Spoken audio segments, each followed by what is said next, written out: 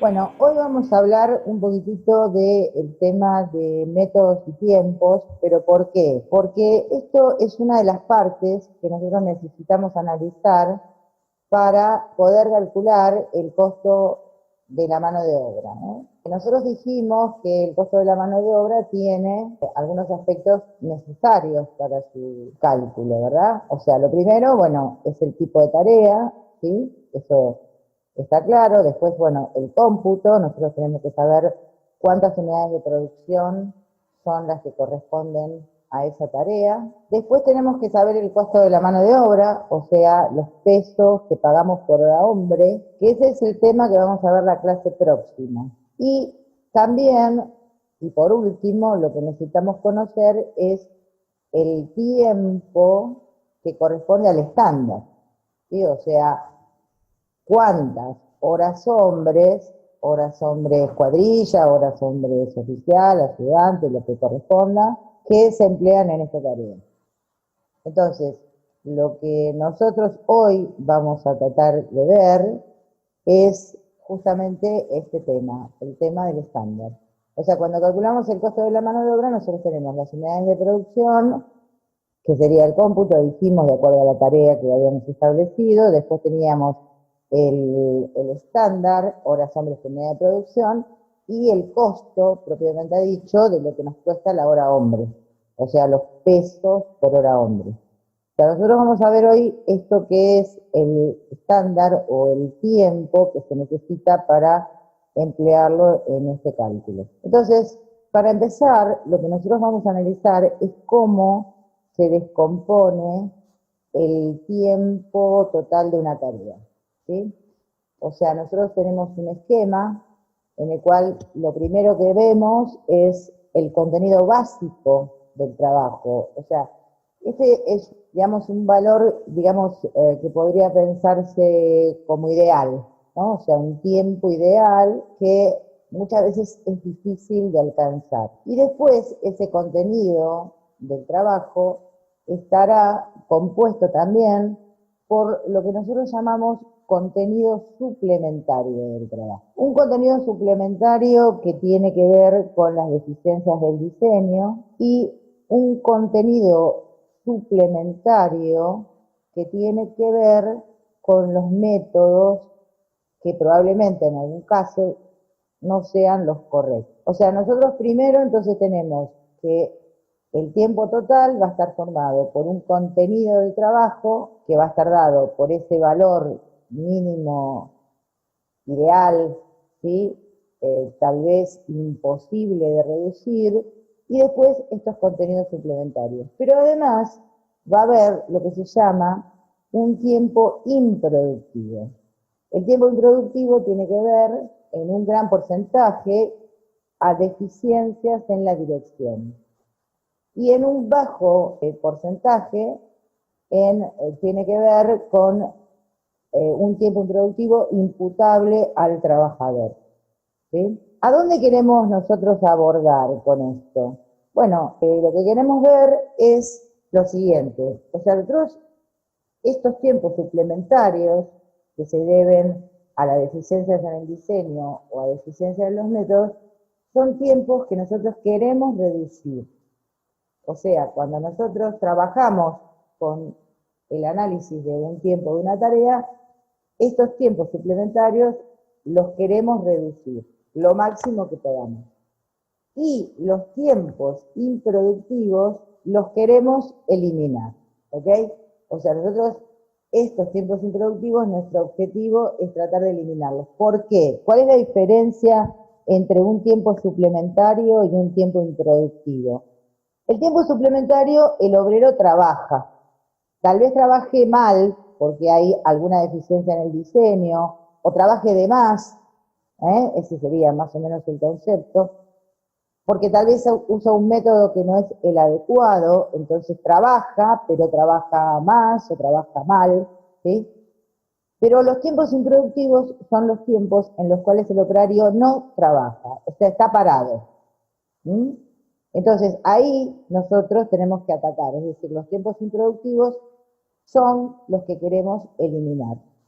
Entonces, Básicamente, cuando hablamos de tiempos suplementarios debido al diseño, podemos pensarlo como que no se usan los procedimientos económicos que deberían ser, que hay falta de normas o de normalización, o que tal vez hay normas de calidad que pueden llegar a ser erróneas, o que tal vez hay mucho desperdicio de material.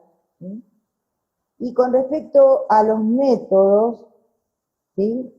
Puede ser que no se esté usando la maquinaria que corresponda, muchas veces en obra se usan máquinas que no son las que el obrero necesita, sino que por una cuestión de que no está o que está rota o lo que sea, está usando una máquina que no le corresponde, o sea, la elección de la máquina es inadecuada, tal vez tiene un mal método de trabajo o trabaja en malas condiciones de desarrollo, ¿sí? Y entonces eso le genera tiempos suplementarios.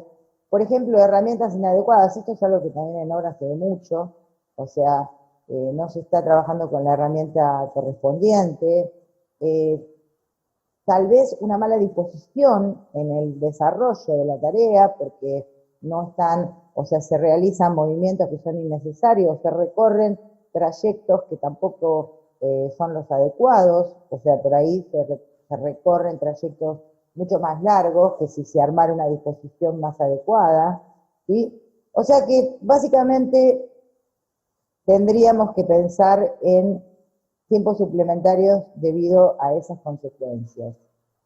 Ahora bien, cuando hablamos de tiempos improductivos, entonces también tenemos que pensar, o sea, acá tenemos que pensar cómo plantear la responsabilidad, ¿no? O sea, en general, la mayor cantidad de tiempos improductivos se deben a fallas de dirección.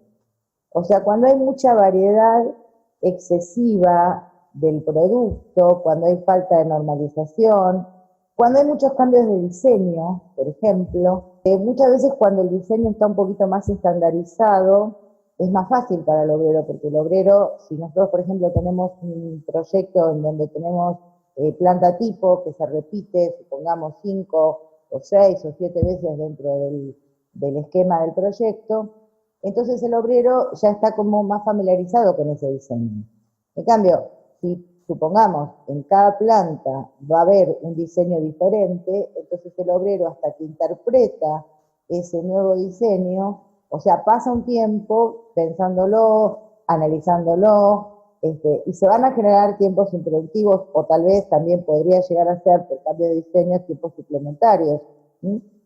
Ahora, el hecho de cambiar el diseño, no es con esto que yo quiera hacer una crítica al diseño, porque los diseños todos se respetan como corresponde, pero lo que sí hay que pensar es que si yo tengo mucha variedad de diseño, es muy probable que tenga mayor cantidad de tiempos improductivos, y con lo cual el tiempo va a estar relacionado directamente con el costo de la mano de obra, con lo cual el costo de la mano de obra va a ser mayor. ¿Sí? O sea, acá lo que importa es tener el conocimiento, ¿sí?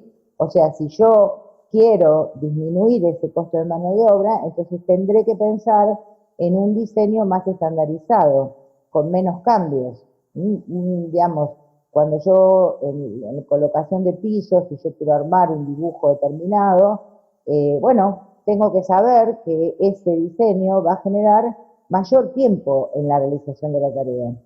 O sea que se va a deber a esta cuestión de analizar cómo va a ser ese diseño a medida que voy poniendo las placas, por ejemplo. Entonces, si yo quisiera pensar en ahorrar costos de mano de obra, tendría que pensar en tener diseños más estandarizados. Falta de planificación, que también eso genera una inactividad total. También, por ejemplo, en el caso de la dirección, muchas veces faltan los planos, ¿no? O sea, a veces estamos por empezar una planta determinada y resulta que no están los planos. Entonces están todos esperando a ver cuando llegue el plano, ¿no? Cómo es la planta. Bueno, eso también generaría tiempos improductivos. ¿Sí? Otro momento en donde debido a la dirección también se generan, y es muy común esto en la obra, es la falta de materias primas. O sea, muchas veces estamos esperando que venga el camión, estamos esperando que vengan los elementos que necesitamos. Entonces esto genera inactividad total también. Y esto también es una falla que se debe a la dirección. O sea, somos nosotros, ¿sí?, los que tenemos que tratar de controlar estas cuestiones. Averías en las instalaciones, bueno, esto también es algo que suele pasar en obra con mucha frecuencia, ¿eh? O instalaciones que están en mal estado o que se rompen, ¿sí? Y eso también genera, digamos, inactividad total. ¿Sí? Entonces, ¿quién es el responsable? ¿O de dónde viene esta responsabilidad? Bueno, la dirección. Nosotros, como profesionales, somos los que tenemos que tratar de evitar estas situaciones que luego generarán también malas condiciones de trabajo, o por esto o por alguna otra razón.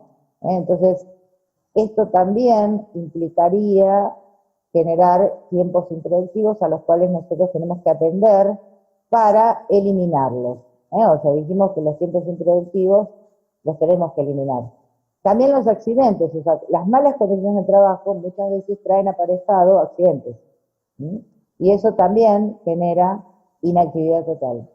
Cuando nosotros pensamos en los tiempos improductivos que podemos, digamos, imputarle al trabajador o al operario, bueno, podemos tener también en menor escala en general, pero pueden ocurrir ausencias, retrasos, personal que no está capacitado para determinada tarea o para determinada realización, eso también genera tiempos improductivos. Accidentes, que también a veces, bueno, los accidentes en general son muy difíciles de evaluar, pero a veces las responsabilidades son de la dirección, a veces son del operario, a veces son compartidas. Entonces también ahí podemos llegar a tener tiempos improductivos a los cuales nosotros tenemos que atender para eliminarlos. Luego, cuando nosotros hablamos de la reducción de los tiempos en el contenido total del trabajo, bueno, lo que tenemos que pensar como herramientas es estudiar previamente el producto, tratar de ver cuáles son las normas que vamos a usar, cuáles son los estudios de mercado que vamos a analizar, investigación del producto, ¿no? O sea, investigar el producto también implica reducir excesos de materiales que no son necesarios. La planificación, ¿no? La planificación del proceso, ¿sí? O sea, antes de realizar una determinada tarea, tratar de planificarla, tratar de ver cómo lo vamos a hacer, cuáles son las máquinas, cuáles son los empleados, ¿sí? Cuáles son las herramientas, cuál es la disposición, analizar cuál sería el estudio o analizar cuál es el método a emplear, ¿no? Porque muchas veces cuando se realizan las tareas, son pocos los profesionales que analizan, a ver, realmente cuál es el método, cómo se hace esta tarea, ¿no? ¿Por qué se hace de este modo y no de otro? ¿Sí? Y eso también genera mayores tiempos, a veces suplementarios, a veces improductivos.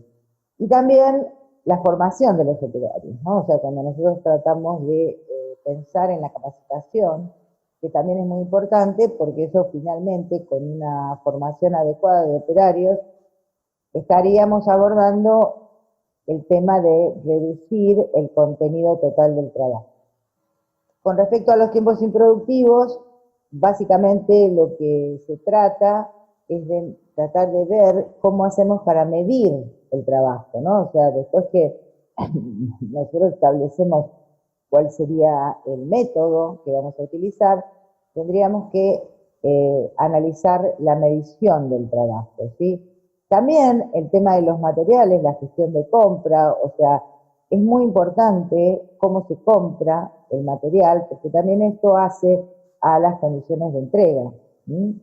O sea, la gestión de compra tiene que ver directamente con la cuestión de que las entregas de los materiales sean en tiempo y en forma. O sea, porque nosotros no podemos estar pensando, y eso tiene que ver con la dirección, que necesitamos un material y estar pidiéndolo hoy para mañana. Y bueno, hay materiales que no pueden ser así, algunos sí, otros no, pero muchas veces lo que nosotros necesitamos es hacer una gestión previa que tiene tal vez mucho tiempo previo como para poder obtener finalmente que ese material llegue en tiempo y en forma a la obra de cuestión. También el tema de seguridad de higiene, también buenas políticas de personal, como ser incentivos, escuela de formación, seguridad.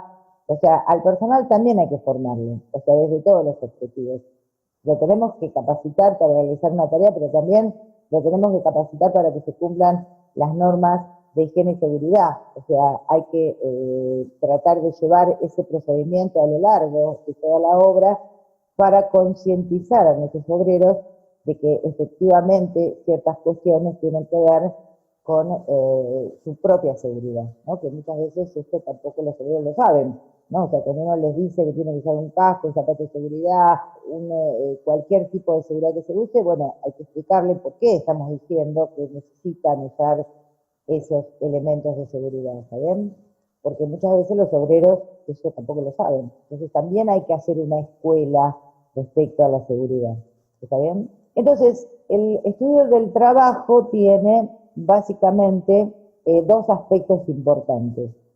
Uno, que es el estudio de métodos para poder simplificar e idear nuevos métodos que normalmente serán más económicos en lo posible, y a través de la generación de un mejor método de trabajo, también voy a después a medir, ¿no? O sea que luego hay otra técnica que es la medición del trabajo para poder llegar a determinar esto que nos acontece, que es el tiempo estándar, ¿no? Cuando uno habla del estándar, habla del tiempo estándar, es el tiempo que se obtiene de haber medido el trabajo que se está realizando finalmente. Y esto, como ya lo dijimos, lo que hace es aumentar la productividad. O sea, todos estos conceptos que yo les estoy transmitiendo, básicamente se abordan en el manual de la OIT, que es la Organización Internacional del Trabajo, en donde se hace toda esta explicación y mucho más. Por supuesto, esto es apenas un resumen de algunas de las cosas que están en el manual de la OIT, pero que son, para que ustedes tengan una idea, líneas generales de la Organización del Trabajo Mundial. O sea, esto no es algo que yo les estoy diciendo porque yo lo inventé, sino porque está perfectamente normalizado, y en el caso que ustedes en algún momento quisieran abordar con mayor, digamos, exactitud estos temas, bueno, tienen que referirse al manual de la OIT. Ahí está. Y ahí es donde se explican todas estas cuestiones. Entonces, por un lado tenemos el estudio de métodos y por otro lado tenemos la medición del trabajo. Entonces, básicamente el estudio de métodos es el registro, es el análisis y es el examen crítico sistemático, esta palabra es muy interesante, de los modos existentes para lograr un trabajo, ¿no? De modo de que esto nos permita llegar con un medio para idear y aplicar métodos que sean más sencillos, que sean más eficaces, de modo que nos permita reducir los costos. Cuando nosotros, lo primero que siempre tenemos que hacer es esto, o sea, el estudio del método, primero, ¿sí? Y luego que ya tengo un método establecido, entonces hago lo que se llama la medición del trabajo. O sea que la medición del trabajo es justamente definir la cantidad de trabajo que una tarea determinada requiere. De manera, y esto también es importante, que esta tarea sea realizada por un trabajador calificado, ¿sí? Y con un método determinado. O sea, acá tenemos varias cosas interesantes. O sea, un trabajador calificado no es un trabajador especial, es un trabajador que sabe hacer esa tarea. Ese es un trabajador calificado. Si yo estoy haciendo una mampostería, por ejemplo, bueno, tengo que tener un oficial, albañil, que sepa hacer una mampostería. Entonces, ese es el trabajador calificado, ¿está bien? si quiero hacer hormigón, o si quiero hacer pisos, o quiero hacer revestimiento, o sea, el trabajador calificado tiene que ver con esto, o sea, aquel que sabe hacer esa tarea, ¿sí? ¿Está bien? A eso se refiere, no es que se refiera a una persona especial, no, para nada, o sea, lo que se refiere es que tiene que ser alguien que sepa hacer esa tarea, ¿está bien? Pero además de tener esa persona que sabe hacer la tarea y que es un trabajador calificado, ¿sí?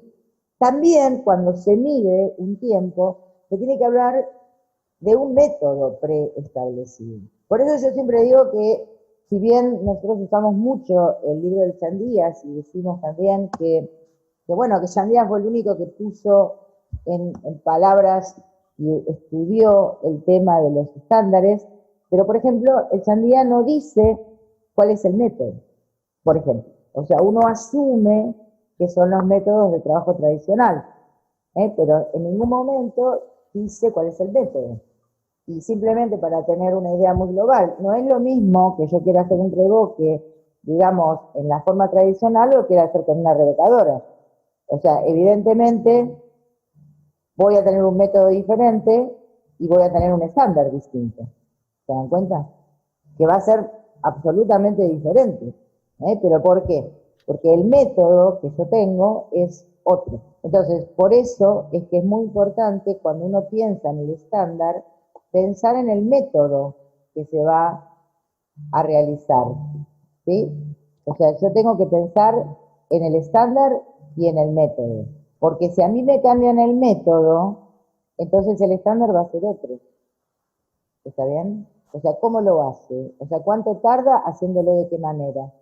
Por eso muchas veces, en general, en la industria de la construcción se habla, bueno, de un estándar. Y dice, bueno, ¿y a vos cuál es el? Muchas veces digo, ¿qué estándar le pusiste vos? ¿No? O sea, muchas veces se consulta por internet, pero nadie pregunta cuál es el método que emplea. Uno piensa o hace referencia que tal vez estemos hablando de los métodos tradicionales, ¿sí? Los realizados manualmente, ¿sí? Pero cuando uno trabaja con máquinas, por ejemplo, ya los tiempos son otros completamente distintos, y qué tipo de máquina, qué es lo que hace, cómo lo hace, ¿sí? Entonces ahí es donde hay que pensar en el estándar desde otro lugar, no como un simple dato, sino pensarlo en su conjunto. Esa es la idea que me gustaría que les quede conceptualmente. ¿Está bien? Lo primero entonces para el estudio de trabajo, o sea, el estudio de trabajo es todo, es el estudio de métodos con el estudio de tiempos. A eso se llama estudio del trabajo. Entonces acá tenemos, lo primero que tenemos que hacer es seleccionar la tarea que vamos a estudiar. El primer momento es seleccionar. El segundo momento es el registrar. Este es un proceso que se hace en el campo, ¿sí? Se hace en la obra. O sea, tengo que observar en forma directa el método actual. O sea, siempre yo tengo que observar el método actual, primero. Y sobre esa observación, hacer luego un examen crítico de ese análisis. O sea, examinarlo en forma crítica. Después que yo hago ese examen, del examen crítico, van a ir apareciendo, ya vamos a ver después, cómo modificar ese método, o sea, cómo tratar de idear un nuevo método, ¿sí? O sea, no es que yo quiera idearlo completo, es decir, cambiarlo absolutamente. O sea, uno siempre tiene que trabajar con las herramientas y con los elementos que tiene, ¿sí? Entonces, si yo veo que el método no está funcionando como quisiera, la solución no es cambiar la máquina, porque vieron a veces, bueno, cambiamos la máquina. Bueno, sí, puede ser una solución, pero tal vez no tenemos la el dinero necesario como para cambiar la máquina y poner una mejor. Entonces, lo que uno tiene que pensar primero es hacerlo con los elementos que tiene, ¿sí? O sea, perfeccionar de alguna forma el método actual, ¿sí? Luego, sí, proponer otros métodos, pero ya esa proposición implicaría posiblemente una inversión de capital que a veces la empresa no está dispuesta a hacerlo por multiplicidad de razones, ¿no? Entonces uno primero trata de examinarlo críticamente, idear un método nuevo o perfeccionar el que tiene usando los recursos que tiene. Ese es el primer paso siempre. Luego, entonces, medirlo, que sería, bueno, tomar los tiempos, establecer, inclusive la etapa de medir acá está como insertada, ¿no? Dentro de un conjunto de actividades, pero en realidad está el estudio de tiempos, que es como todo un método para medir, ¿no? Yo acá puedo medir dos cosas. Puedo medir el método existente, el que tengo, y luego medir el método propuesto. Y entonces ahí tengo que ver que efectivamente hice una mejora. Hice una mejora, porque también puede ocurrir que yo modifico el método, pero en realidad, creyendo que lo estoy mejorando, en realidad no lo estoy mejorando. Y eso también es algo que hay que analizar, o sea, que el nuevo método sea mejor que el existente. Luego, entonces, con este análisis tengo que definir de lo que propuse cuál es el mejor método, porque inclusive yo puedo proponer varios métodos diferentes. Entonces, ahí yo tengo que analizar cuál es de todos los que puedo llegar a proponer el mejor, o el que mejor se adapta a esta situación, o el que por los recursos que tengo puedo aplicar. Y ahí está la etapa siguiente, que es implantarlo. Implantarlo. Este también es un proceso que hay que hacer, porque cuando uno modifica o cambia un método, los obreros tienen que tratar de entender qué es lo que queremos hacer, y entonces nosotros lo tenemos que implantar y lo tenemos que mantener, y lo tenemos que mantener. Este es un proceso que hay que hacerlo en la obra, junto con los obreros. ¿Por qué? Porque cuando uno al obrero le cambia el modo de realizar una tarea que por ahí hace 20 años que la hace de ese modo, es muy difícil que la acepte de una. O sea, hay que acompañarlo, explicarle, analizarlo, ¿sí? Porque si no, los obreros por ahí le hacen el nuevo método con el anterior también, le ponen los dos por las dudas, ¿no? Entonces arman un conjunto de cosas, o sea que el profesional tiene que seguirlo al nuevo método como para que efectivamente en obra se esté realizando como se propuso y no como el obrero entendió. O sea, yo digo que voy a elegir un método para esta obra de cuestión. O sea, yo no, es muy probable que no use el mismo método para distintas obras porque los volúmenes, las condiciones, hay un montón de variables, ponele, que podrían cambiarlo. O sea, lo que yo digo es, bueno, para este tipo de trabajo vamos a usar este método. Si yo luego realizo obras similares en donde voy a realizar un trabajo similar a este, entonces quiere decir que siempre voy a aplicar este mismo método una vez que lo establecí. Ahora, si las condiciones cambian, es probable que también tenga que cambiar el método. Bueno, es un análisis a pensarlo, pero lo que sí digo es que uno tiene que tratar de que por lo menos alguna vez, ¿sí?, analice cuál es el método que su gente está empleando, ¿sí? Y después ver si ese método puede servir para siempre o no, porque yo tampoco digo que esto sea para siempre, o sea, yo puedo pensar en otra cosa. Ahora, a ver, ¿cuál es la cantidad de trabajo que vos querés hacer? Si es una cantidad pequeña, por ahí no tiene sentido perder mucho tiempo en explicar un método nuevo. Ahora, si realmente los volúmenes a trabajar son importantes y la disminución de costos que podés obtener son importantes también, bueno, habrá que evaluarlo. Bueno, entonces decíamos que todo esto es importante, pero también es importante, como decíamos, implantar y mantener el método como para que esto finalmente ocurra de la manera que nosotros queremos que ocurra. y no dejarlo, digamos, a la decisión de los obreros, que los obreros pues hagan cualquiera. O sea, nosotros hicimos todo el estudio, pero finalmente esto no se realiza. Bueno, para poder explicar en cómo se analiza, o sea, cuando nosotros estamos analizando un método, tenemos que definir ciertas cuestiones, ¿no? O sea, primero definimos lo que se llama elemento, que es una parte delimitada de una tarea definida, que se selecciona para poderla observar, analizarla y también para poderla medir después, ¿no? O sea, una parte de la tarea se llama elemento. Los elementos pueden ser repetitivos, o sea que reaparecen en cada ciclo de trabajo, o pueden ser casuales, es decir, que van a aparecer alguna vez, no en todos los ciclos del trabajo. Los elementos deben ser definidos, deben ser factibles de medir, deben tener un principio y un fin. Vamos a hacer un ejemplo para que podamos entender qué es un elemento.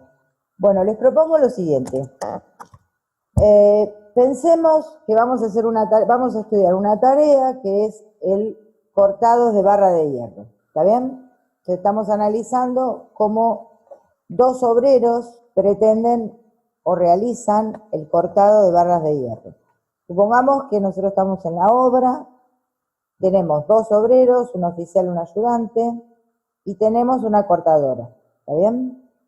Y que el obrero mide primero para cortar de alguna manera. No vamos a entrar en detalle. Es más o menos para que ustedes puedan entender. Supongamos que las barras están acopiadas en un determinado lugar, cerca de donde las van luego a medir y a cortar. Entonces, cuando hablamos, entonces pensemos en la tarea, ¿cómo sería? A ver, una cosa fácil vamos a hacer como para que podamos entender. Pensemos que las barras están acopiadas, los dos obreros van a buscar una barra, la llevan hasta el lugar que la van a medir, la apoyan en el piso, supongamos que sea en el piso, o sobre una mesa, la apoyan, entonces el oficial la mide en las partes que luego la va a cortar, supongamos que mide 3 partes, 3 veces, luego agarra la barra ya medida entre los dos, la ponen sobre la cortadora, el ayudante mueve la palanca de la cortadora y cortan 3 veces. Supongamos que cortan 3 veces. Entonces apoyan, hacen el primer corte, luego corren la barra, apoyan de nuevo, hacen el segundo corte y luego corren la barra y hacen el tercer corte. ¿Está bien? Y supongamos sobra un pedacito, lo dejan por ahí. Después, entonces, una vez que cortaron una barra, vuelven otra vez a buscar otra barra, la traen, la apoyan sobre la mesa de trabajo, la miden, la ponen en la cortadora, la apoyan, cortan una vez, cortan 2, cortan 3, lo dejan ahí. Después hacen lo mismo, pero cuando ellos tienen más o menos 4 o 5 barras cortadas, supongamos, agarran esas barras que estaban ahí y las llevan a una mesa de doblado y vuelven. Entonces, primero, un ciclo, ¿no? Porque lo que primero tenemos que ver es un ciclo. Un ciclo se define cuando se repite el primer elemento. O sea, ¿dónde empieza el ciclo? El ciclo empieza cuando ellos agarran la barra que está en el acopio. ¿Está bien? Ahí empieza. ¿Sí? ¿Por qué? Porque la agarran, la llevan a la mesa, la miden, la cortan, la dejan ahí, vuelven otra vez, agarran otra barra, la llevan a la mesa, la miden, la cortan, la dejan ahí, vuelven otra vez. ¿Está bien? O sea que el ciclo empieza cuando los obreros toman la barra y termina cuando cortan la última. Ahora, decíamos elemento. Un elemento es algo que sea factible de medir y también factible de algún modo de calificarlo, ¿sí? Entonces, el primer elemento yo podría dividir esa tarea en un elemento que sería el primero, que es cuando los obreros agarran la barra y la llevan hasta la mesa para medirla. ¿Está bien? El segundo elemento, yo podría decir que es medir. Medir una vez, medir dos, medir tres. El otro elemento sería cortar. Podría pensar en un previo elemento que sería posicionar la barra, después cortar. O sea que tengo otro elemento que sería posicionarla y otro elemento que sería cortarla. Corto una vez, corto dos, corto tres y la dejo ahí. Y vuelve otra vez a iniciar el primer elemento. ¿Está bien? Entonces ahí yo tengo los elementos repetitivos. O sea, todos los ciclos se va a repetir. El ir a buscar la barra, el medir, el posicionar, el cortar. Pero hay uno que ocurre una vez cada n ciclos. ¿Cuál es el que yo les dije que va a ocurrir no todos los ciclos? Claro, yo dije que las dejaban ahí, pero que después que de 4 o 5 barras dobladas, agarraban las barras y las llevaban a la mesa de doblado. Ese elemento es no repetitivo. ¿Por qué? Porque no ocurre todos los ciclos, sino que ocurre una vez cada n ciclos. ¿Está bien? Entonces ese sería un ejemplo de un elemento no repetitivo. ¿Se entiende hasta acá? ¿Estamos? Además dije que el elemento tenía que ser posible de medir. O sea que tenía que tener un principio y un fin perfectamente delimitado. Entonces yo puedo decir que el elemento de ir a buscar la barra empieza cuando agarran la barra y termina cuando la apoyan en la mesa para medir. Entonces tengo un comienzo y un fin perfectamente delimitado, que muchas veces dice el manual, podría ser establecido con algún sonido. Por ejemplo, cuando la pongo a la barra para cortar, ¿sí? Cuando hace clac la máquina, por ejemplo. Entonces también ese podría ser el fin del elemento. ¿Está bien? Que terminó de cortar. Entonces, acá tenemos definido todo lo que hicimos recién.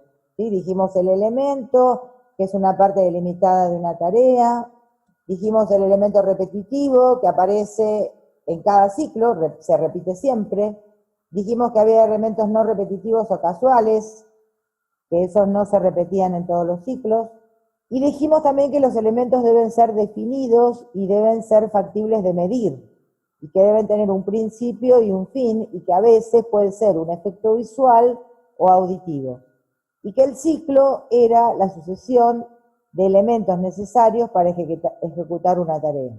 Una tarea completa va a tener varios ciclos. O sea, yo en el día de trabajo, esos obreros realizaron n ciclos, 10, 20, 15, ¿está bien?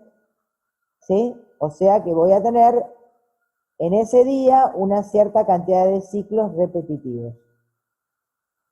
Veamos ahora, ¿cuál es la simbología? Bueno, yo tengo que ver primero qué le pasó a esa parte, ¿no?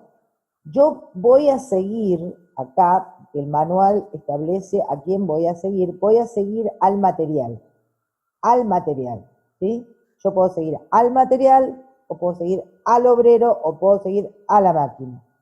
Yo voy a seguir al material.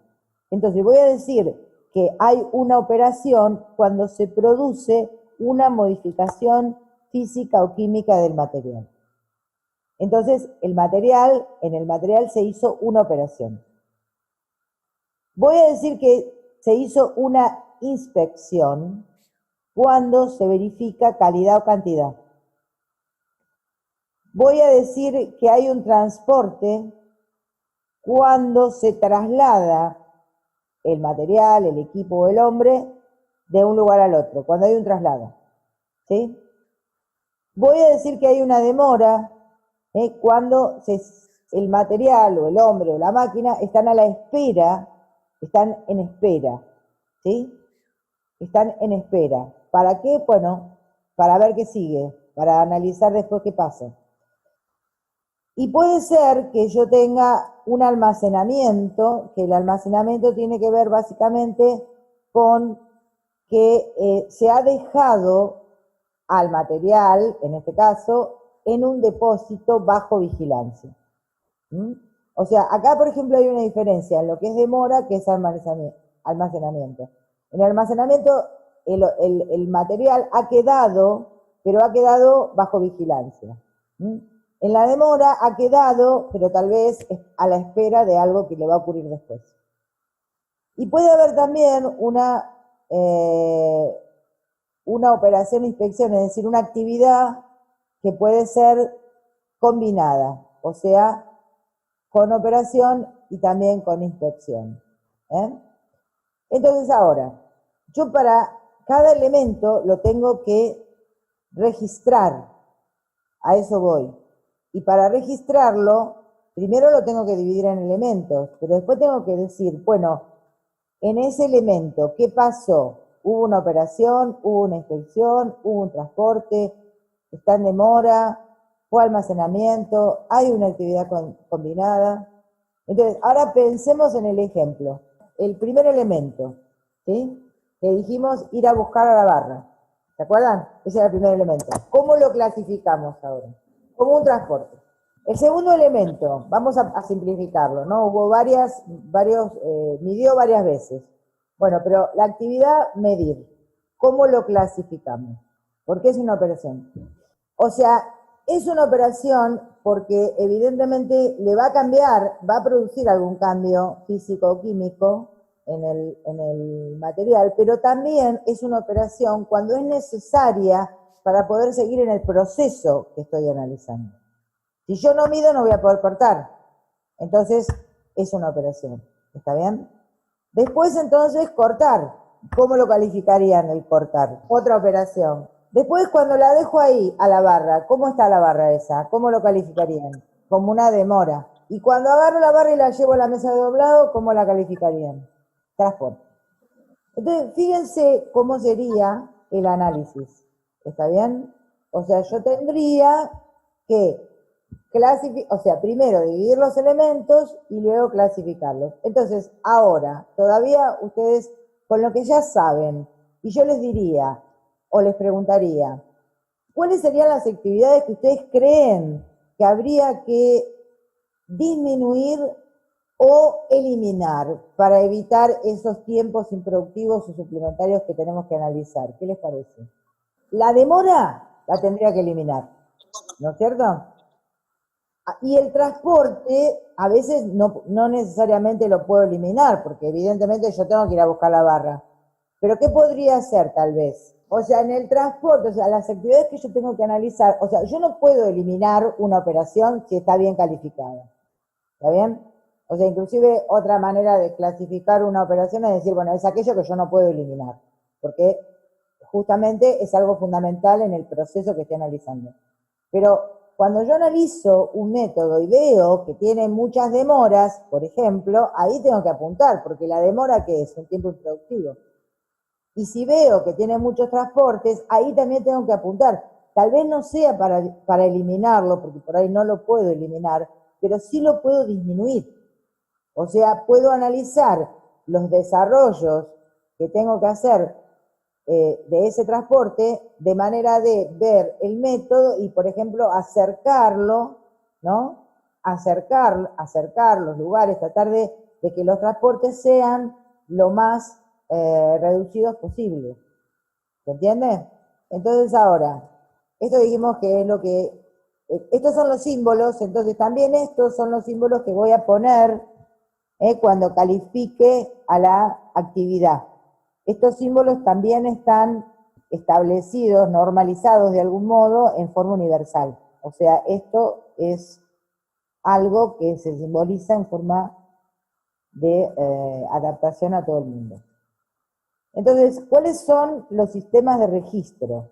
Ustedes se acuerdan que el primer momento, dijimos, era registrar, que era el proceso que se hace en el campo. O sea, esto se hace en la obra, se va y se mira y se registra qué es lo que está pasando.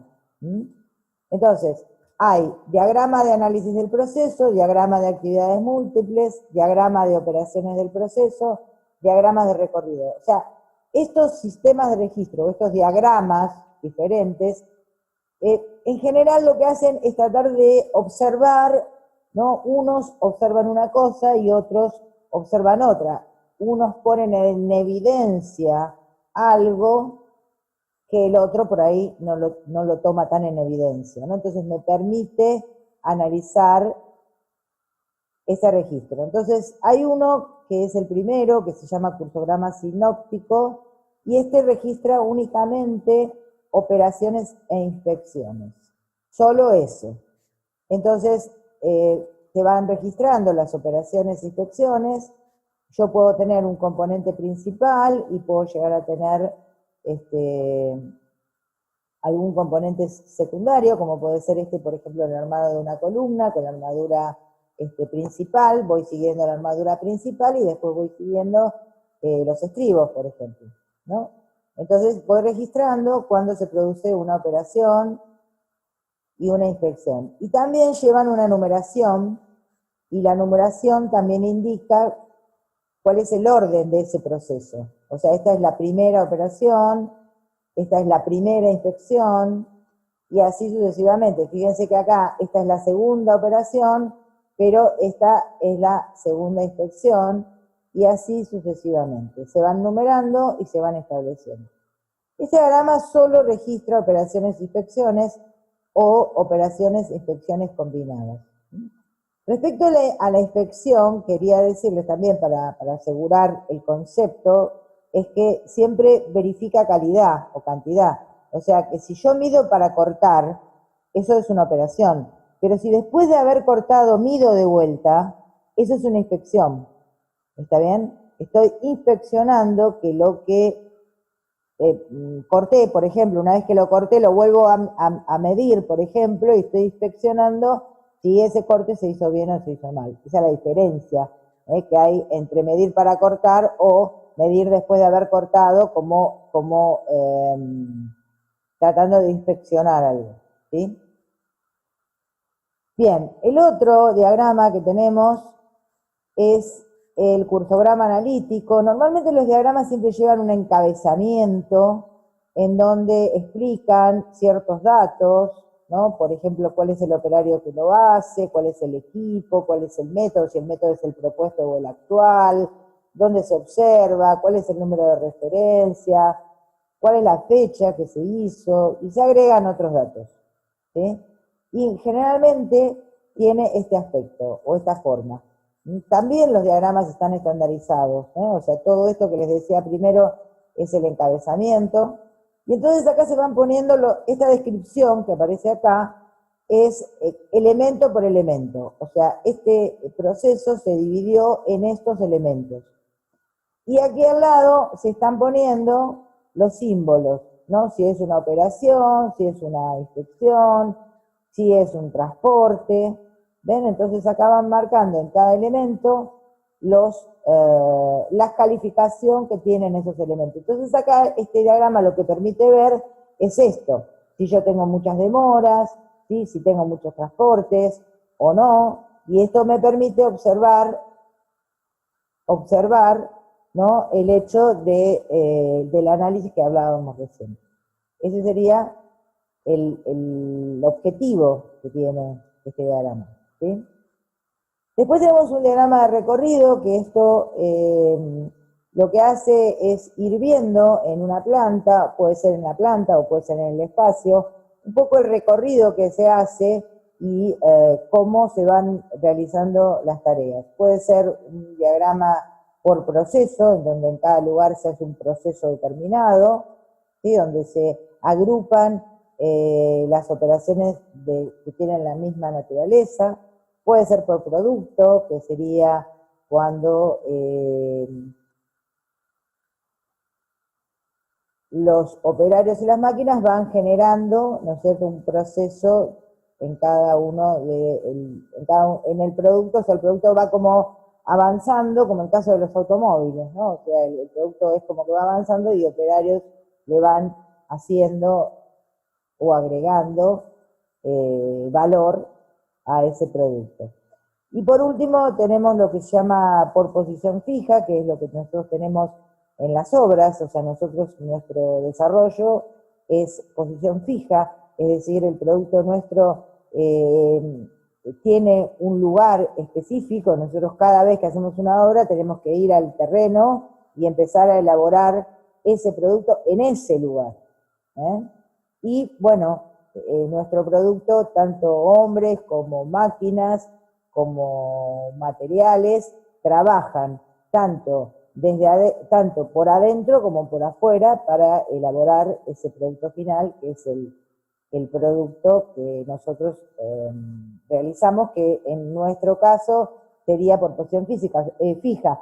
O sea, hay dos industrias nada más, la nuestra, la industria de construcción, y la industria naval, que tienen ese proceso, ¿no? O sea, que tienen el proceso por posición fija. También se llaman diagramas de hilo, diagramas 3D, depende de cómo se estén realizando. Este diagrama de recorrido, y acá les muestro un ejemplo, lo que hace o lo que pone en evidencia justamente son los transportes. Entonces, fíjense, acá hay un proceso que se ve de esta manera, acá se van ubicando cada una de las cosas que van ocurriendo. Acá hay un transporte, demoras, operaciones, se van indicando con un número cómo van ocurriendo. Entonces acá se hace un proceso, este proceso se hace todo este transporte, se llega por acá, acá se hace otro banco para marcar y después luego se ubica en el depósito. Bueno, este es el método, digamos, actual. Y este podría ser el método mejorado o el nuevo método, en donde se analiza la posibilidad de abrir acá, ¿no es cierto?, esto que estaba cerrado, se abre acá con un paso, digamos, se juntan estos procesos que estaban aislados, estos tres procesos, y se evitan todos estos transportes. Entonces, fíjense cómo se simplifica el método, ahorrándose un montón de tiempo, que es un tiempo suplementario, en verdad, pero al eliminarse, entonces quedan un proceso con un mejor rendimiento y luego esto llevará a una mejor productividad. Después tenemos el otro diagrama que se llama actividades múltiples. Aquí lo que se hace es, se analiza, ¿no?, la actividad o la inactividad puede ser operarios entre sí o puede ser entre operarios y máquinas. Y lo que se establece es si está activo o si está inactivo.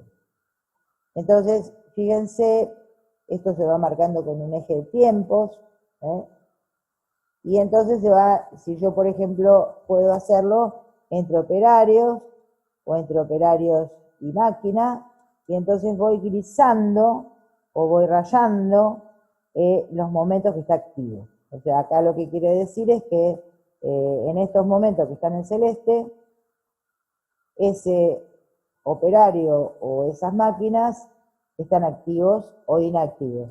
Entonces acá pone en evidencia, este diagrama pone en evidencia los tiempos improductivos. Entonces ahora, por ejemplo, volvamos, o sea, fíjense, esto es activo, inactivo, ¿no? O sea, acá el operario A está activo, acá también, acá supongamos que esta pueda llegar a ser la máquina, entonces yo veo cómo se van produciendo los procesos de cada uno. Entonces acá lo que me permite ver justamente son los tiempos improductivos que tengo para los operarios o la máquina que estoy analizando. Entonces, a ver, volvamos al ejemplo. Vamos a tratar de ver este diagrama de actividades múltiples para nuestro ejemplo, ¿sí? A ver, tenemos dos operarios y una máquina, ¿sí? Entonces, en el primer elemento, cuando los operarios van a buscar la barra, entonces el operario A está activo, el operario B está activo, y la máquina, ¿cómo está? Activa. O sea que esto estaría sin grisar, ¿no? O sea, activo, activo, inactivo. Después, los operarios la ponen arriba de la mesa, dijimos, pero solo el oficial mide. Entonces, si yo analizo, el oficial está activo, el ayudante está, ¿cómo? La máquina, ¿cómo está? Se están midiendo por ahora. Inactiva, bien. Después, entonces, ponen la barra en la máquina. Y en ese caso, entonces, entre los dos ponen la barra en la máquina, entonces ahí, cuando apoyan, hay un operario que está moviendo la palanca, el otro está teniendo, vamos a suponer, y la máquina está activa. O sea que ahí tengo actividad para los dos operarios y también para la máquina. ¿Sí? Entonces, si yo analizara ese esquema, ¿qué podría ver con respecto a la máquina? Nada. ¿Qué puedo ver? O sea, ¿la máquina estuvo activa siempre o estuvo más inactiva que activa? ¿Qué les parece? No está activa. ¿Y yo qué podría pensar si yo quisiera pensar en un nuevo método? ¿Qué les parece? ¿Qué pensarían ustedes? Tengo una máquina inactiva un montón de tiempo. ¿Qué podría pensar? Agregar otra cuadrilla que use la máquina cuando esta cuadrilla no la está usando, por ejemplo. O sea, yo estoy viendo en el diagrama de actividades múltiples que tengo mucho tiempo improductivo para la máquina, ¿no es cierto? O sea, yo tengo, no sería este caso, pero yo vería que la máquina, o sea, acá sería blanco, blanco, blanco, y recién acá abajo estaría usando la máquina. O sea que tengo todo este tiempo por ahí improductivo para la máquina, entonces podría pensar en poner otro equipo que pueda utilizar la máquina en los tiempos en donde el primer equipo no la va a usar. ¿Está bien? Entonces, esto es lo que me permite ver el diagrama de actividades múltiples. O sea, me permite analizar justamente los tiempos improductivos. ¿Está bien? Los elementos tienen todos distintos tiempos seguramente. O sea, cada elemento tiene un tiempo diferente. Lo que yo analizo es el tiempo que tiene ese elemento en ese diagrama, pero si el operario o la máquina están activos o inactivos. Pero no quiere decir que siempre tenga el mismo tiempo. ¿Está bien? Estoy analizando para el mismo elemento, si el operario, la máquina y el otro operario están activos o inactivos. ¿Está bien? En realidad, acá el tiempo no tiene demasiado valor. Después, más adelante lo vamos a ver. En realidad, lo que yo necesito ver tiene un valor relativo, el tiempo. Pero lo que necesito ver sobre todo es si están activos o inactivos. Eso es lo que muestra, en realidad, el diagrama de actividades múltiples.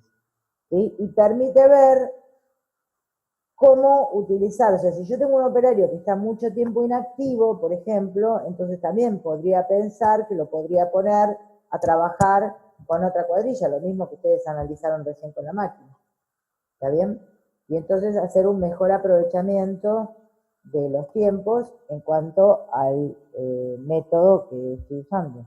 ¿Sí? O sea, cada registro, cada diagrama de registro me dice o me muestra algo por ahí diferente al otro diagrama de registro. Por eso tengo varios diagramas de registro, porque estoy viendo distintas cosas, en verdad.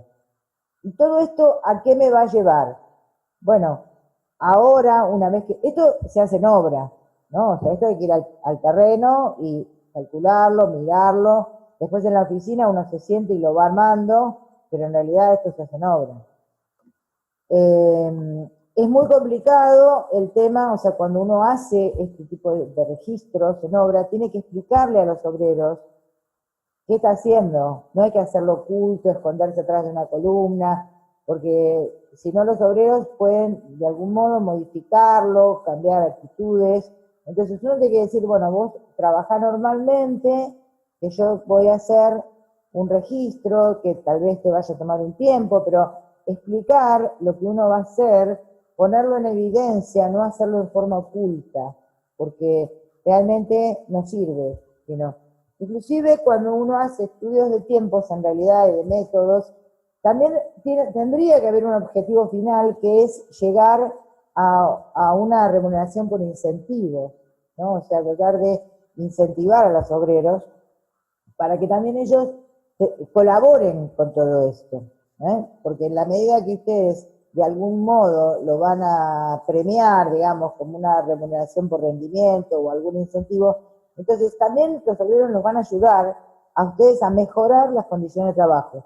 O sea, si ustedes a un obrero le dicen, bueno, mira, yo a partir de ahora vamos a hacer una remuneración que tenga que ver con el rendimiento, le va a decir, lo primero que le va a decir, bueno, pero cambiame la máquina, o afilámela, o entonces cambiemos la disposición. Ellos mismos van a dar ideas de cosas que están mal. Sí, no, pero esta máquina hay que afilarla.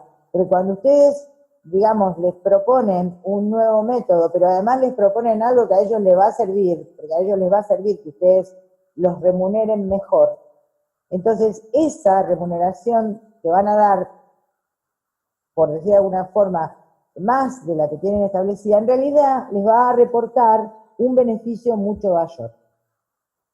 Porque finalmente, cuando ustedes calculen los costos unitarios, van a ver cómo que esos costos unitarios van a ser menores, o por lo menos van a ser constantes, ¿no? Cosa que muchas veces no se logra. Entonces, todo este proceso de calcular métodos y tiempos, en realidad debería venir acompañado en un proceso también para lograr después determinar cuál es la producción normal, pero también con esa determinación poder llegar a establecer un mejor modo de remuneración.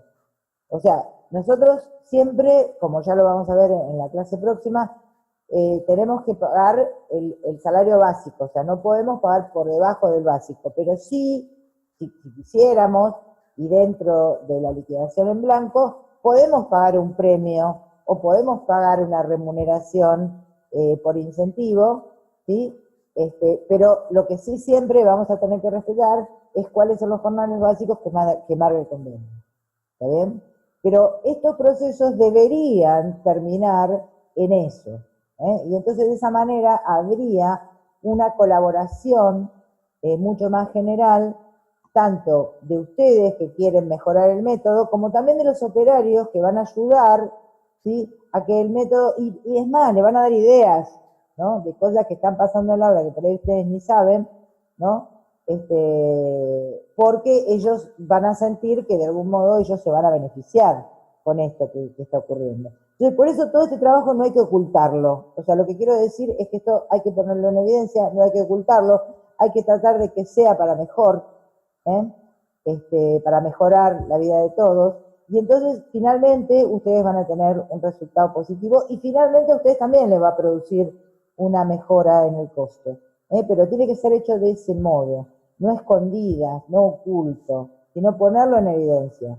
¿Está bien? Eso inclusive es lo que recomienda el manual. O sea, el manual habla mucho de todo lo que tiene que ver con las relaciones entre las personas y cómo se deben tratar estos temas, ¿no es cierto? Y cómo se deben llevar adelante en todos los ámbitos. Y cómo eso finalmente va a reportar en mejoras para todos, porque eso es lo que hay que pensar, mejoras para todos, mejoras para nosotros, que vamos a asegurar el costo, y mejora para los obreros que también van a tener una remuneración mejorada, ¿sí? Entonces, a eso tiene que tender. Lo primero es método, tiempo y producción normal. O sea, yo tengo que establecer cuál es la producción normal en el tiempo que yo quiero establecer, porque si yo no tengo establecida, o sea, si yo quiero poner un premio, tengo que primero establecer cuál es la producción que se hace en el estándar que tengo establecido. La idea es que uno primero tiene que establecer el método y determinar cuál es el que cree que va a ser el tiempo estándar que corresponde, ¿sí? O sea, no es que lo hace, digamos, la remuneración por incentivo va a ir después de este proceso. O sea, primero tiene que establecer bien cuál es la producción normal y después, entonces, hacer este tema, ¿sí? Y en el supuesto caso que no se haya determinado bien, porque el problema es si esa producción normal se determinó bien o no. O sea, se supone que eso se parte de que se determinó bien. Lo que se supone es que vos primero calculaste el método y determinaste cuál debería ser la producción normal. ¿Está bien? Porque si vos tenías originalmente, vamos a suponer, una producción baja, es porque tu método o tu tiempo estándar o tu producción normal no fueron bien calculados. Entonces, uno tiene que partir de la base que primero tiene que determinar correctamente esa producción normal. Esa es la base, o sea, esa es la premisa. ¿Está bien? y después recién aplicar lo de la remuneración por incentivo. Pero igualmente, siempre va a haber que poner un plafón de calidad o un criterio de calidad, porque tampoco es posible que vos permitas que los obreros, por querer hacer más, hagan las cosas no cumpliendo la calidad correspondiente. Entonces, o bien a la producción que vos estableciste como remuneración por incentivo le vas a poner un plafón de calidad, o bien le vas a poner normas de calidad que correspondan a luego cobrar o no cobrar ese incentivo. ¿Mm? Entonces, eso es por ese lado. Se supone que uno tiene que partir de que esa está correctamente calculada. En el supuesto caso que no estuviera bien calculada, bueno, habría que volver otra vez entonces a calcular la producción normal, pero no se hace sobre la base de lo existente, sino se hace sobre la base de un método y una producción que está chequeada como correcta. ¿Está bien? O sea, esa es la base. Esa es la base o la premisa que hay que establecer. Bueno, entonces después viene, siguiendo el proceso, ¿se acuerdan que era registrar, análisis crítico? Viene el análisis crítico, y para hacer el análisis crítico en función de ese registro que se hizo, de ese método que puede ser el método existente que se está analizando, entonces hay ciertas preguntas que se van haciendo, o sea, preguntas que son de propósito, de lugar, de sucesión, de persona, ¿sí? Y de medios. Entonces lo que se pregunta es qué se hace y por qué se hace de esa manera, dónde se hace y por qué se hace allí, cuándo se hace y por qué se hace en ese momento, quién lo hace y por qué no lo hace otra persona, cómo lo hace y por qué se hace así. Entonces, estas respuestas van a ir diciendo, ¿no?, cómo se está haciendo el método. ¿Mm? Muchas veces se encuentra que la persona que está haciendo esa actividad no es la correcta, por ejemplo. ¿Mm? Por ahí es un oficial especializado y tal vez no sea necesario un oficial especializado, sino tal vez simplemente un oficial podría hacerlo perfectamente, pero por alguna razón en la obra quedó en esa tarea, cobra como oficial especializado, pero hace una tarea de oficial, por ejemplo.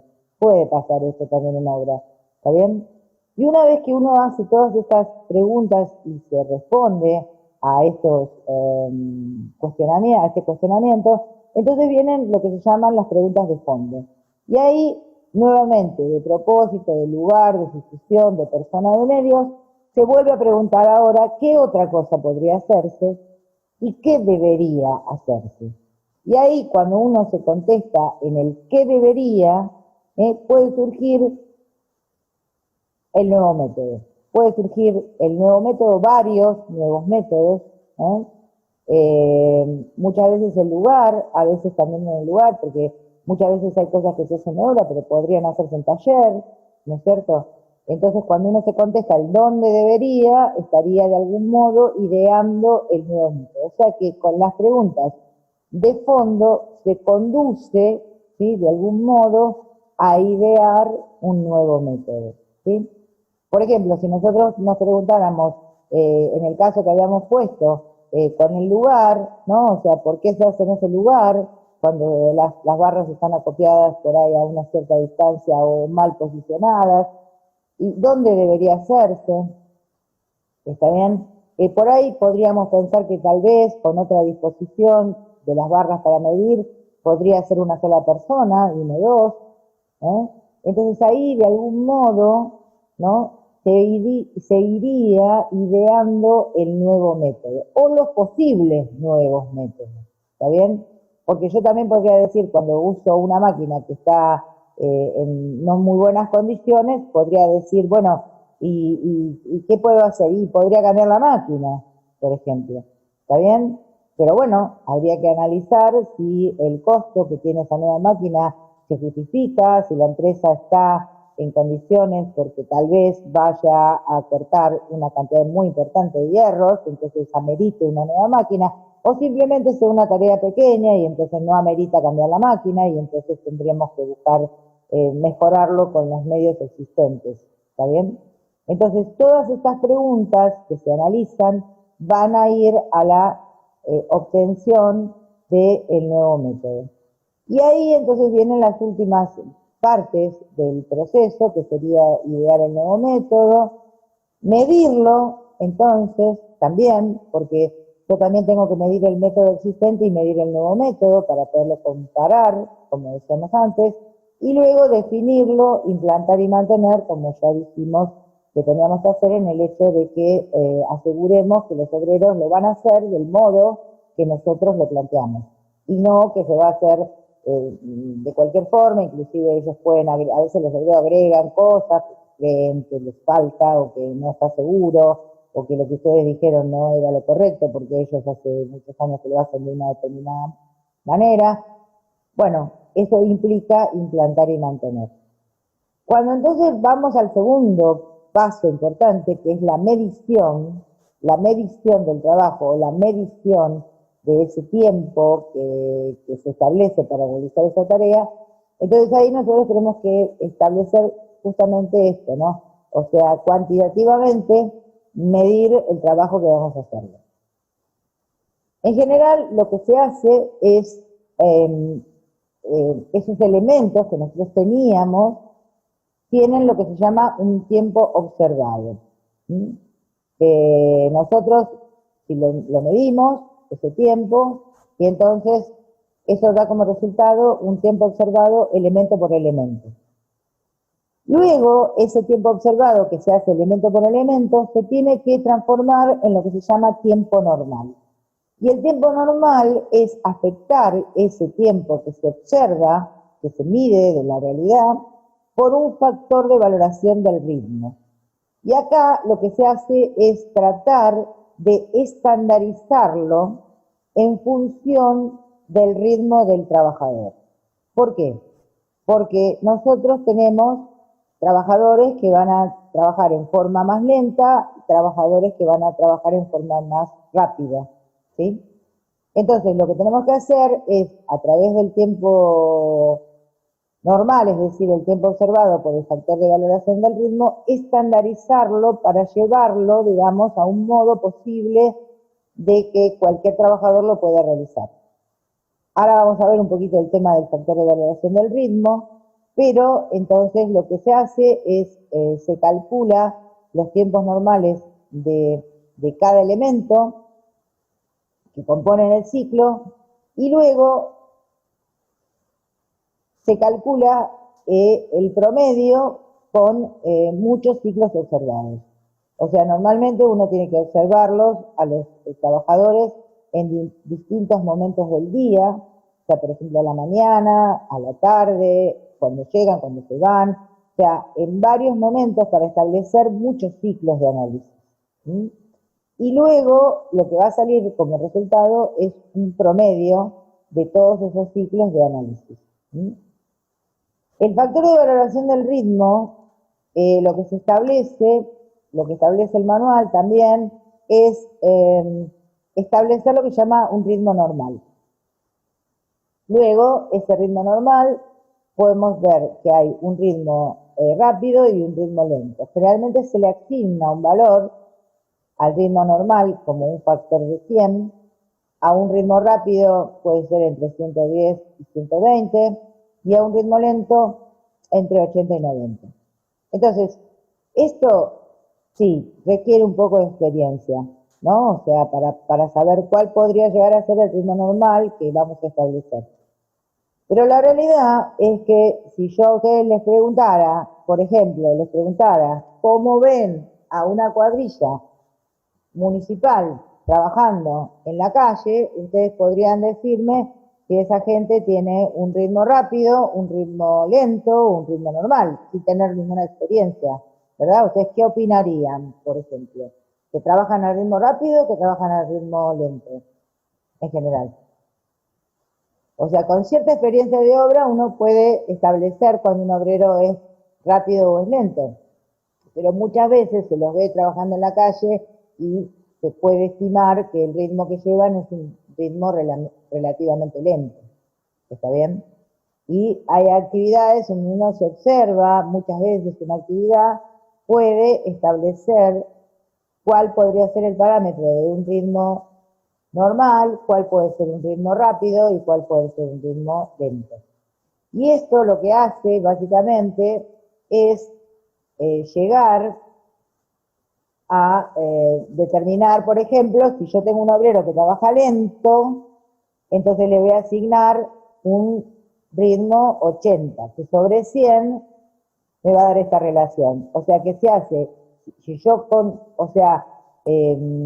registré un tiempo observado de 20 segundos, lo que hago es estandarizarlo y me va a dar 16. Y un obrero rápido va a tener un tiempo menor que cuando yo lo estandarice, lo voy a llevar también a la misma relación.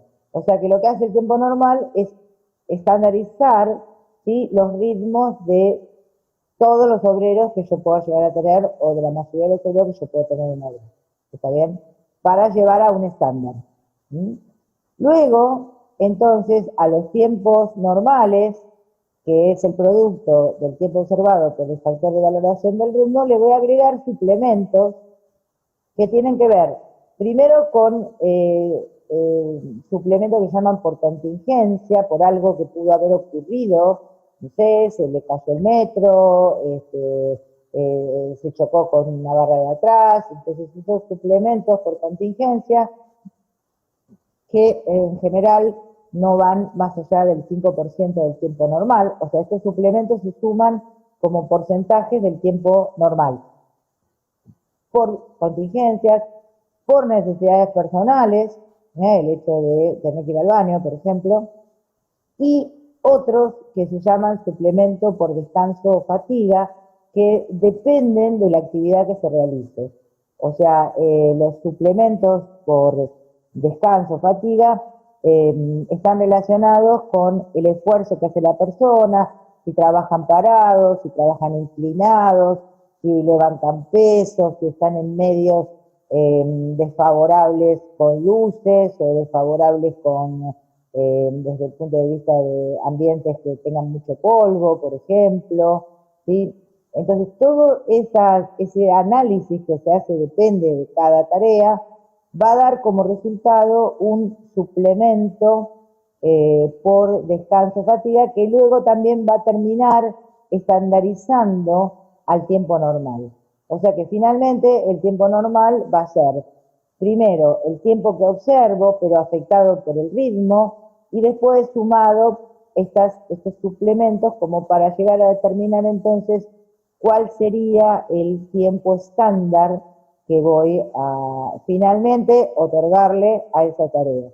Acá hay una tabla que sale del manual, que por ejemplo son los porcentajes que se adicionan por distintas cuestiones, ¿no? O sea, por ejemplo, fíjense si hay un problema auditivo, si se levanta peso, la intensidad de la luz, si la intensidad no es buena, esta vez si hay mucho ruido desde el punto de vista auditivo, y eso lleva finalmente a estandarizar al tiempo con todos los factores posibles. Es decir, que cuando uno llega al tiempo estándar, llega analizando el tiempo de obra, pero también afectándolo de determinados factores como para poder llegar a lo que finalmente decimos que será un tiempo estándar.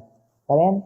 Entonces, para cerrar esto, tenemos, por un lado, lo que se establece como trabajador calificado, que es lo que decíamos, que debemos considerar, o sea, es aquel que posee inteligencia, que posee instrucción, destreza, conocimientos necesarios para desarrollar en condiciones normales, ¿sí?, la tarea fijada. Y el tiempo estándar, entonces, para cerrar y para definirlo en su globalidad, es el tiempo que un trabajador calificado, es el que sabe hacer la tarea, emplea en realizar una tarea con un método determinado, o sea que nunca puedo calcular el tiempo estándar si antes no tengo un método determinado, día tras día sin alterar sus aptitudes físicas y mentales y a un ritmo normal. Porque también es cierto que nosotros no podemos exigir a un obrero que toda su vida trabaje a un ritmo rápido. ¿Está bien? ¿Por qué? Porque él tiene que trabajar a un ritmo normal y tiene que hacerlo también sin alterar sus aptitudes físicas y mentales. Por eso es que se adicionan los suplementos como para llegar a la estandarización del tiempo que finalmente se establezca para determinar esta tarea.